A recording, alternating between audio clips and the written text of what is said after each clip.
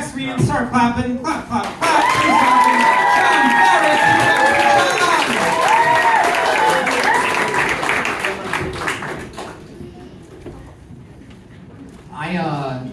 I think the city might have gone a little overboard when they were like sprinkling the seeds of gentrification all over, because we got pickleball courts just sprouting up fucking everywhere, right? And it begs the question, has the white community run out of that many foods to pickle that we've just now started working on sports?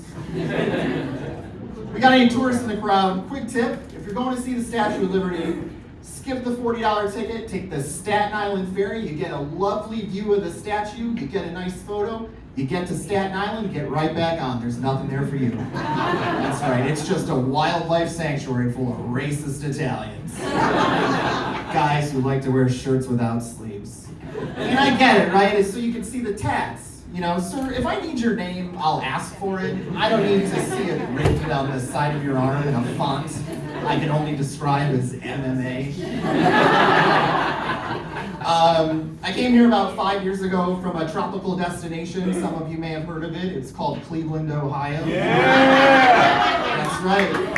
I know. I missed the thrill of being poor in Cleveland in my 20s. So I came here to be poor for the rest of my life. That's right. No, we moved here because my fiance has a fancy-ass job. And I guess when you've got a fancy-ass job with a large income disparity like we do, you no longer have to participate with certain household responsibilities. You know, like folding the laundry, loading the dishwasher, or performing oral sex. That's right. Yeah, I get to come home to all three waiting for me. I'll tell you what, though, it has done wonders for my career growth. Just the other day, my boss was like, "You're doing great. We're thinking about promoting you. Do you want like a senior title? Do you think like management?"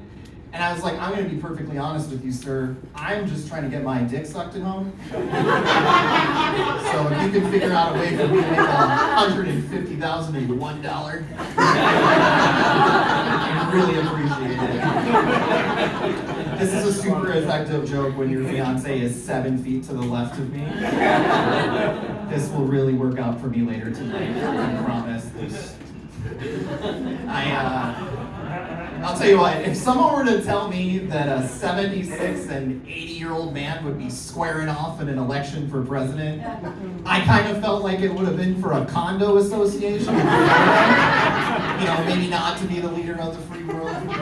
But hey, is it any surprise that these two elderly fellas aren't so great with document security? I can't even get my grandfather to keep his fucking road closed, let alone protect some confidential information. I actually think at this point, President Biden is going to remove Ms. Harris from the ticket and simply just nominate a hospice nurse. It's going to be a lot easier that way. I know, he's looking tough. We got to stand that guy up to a couple Holocaust survivors or something. Keep Joe looking spry, right? Yeah. We got one guy just barely grabbing onto his life, and the other one's just grabbing onto pussies. Yeah, you know, it's not just our presidents that are getting old. I take an issue with all of our politicians. The average age of a congressperson is actually 65 years old, which, you know, begs the question, like, you know, that's retirement age. They actually just, you know, nominated a senator from Iowa named Chuck Grassley. This man is 89 years old. 89. He's going to be 95 when he gets out of office. This man is older than the chocolate chip cookie. That's right. I know. And it begs the question, you know, like, if you've been around to be able to use a whites-only toilet for the first third of your life, you know, perhaps you're not the right person to be making laws in this country. Maybe instead of working on legislation, you should be just like working on a puzzle. Or just die. He's seen a life. Speaking of death, I just turned 40. I know, it's very exciting. I don't think I look 40, but some of you should watch me walk up a flight of stairs. It's very troubling. There's a lot of just like heavy breathing, some moaning, a couple of oh gods. Yeah, I think my neighbors feel like every time I get home, I'm like watching an adult film. ladies, I might be the first one-night stand that you take home and have to help out of bed. That's right, because I got not one, not two, but all three forms of arthritis. Woo! And if you pair that with the antidepressants I take, it just means that I'm gonna get plenty stiff. It's just not gonna be in the places you hope for. That's right, so if anybody's buying shots, I will have a cortisone.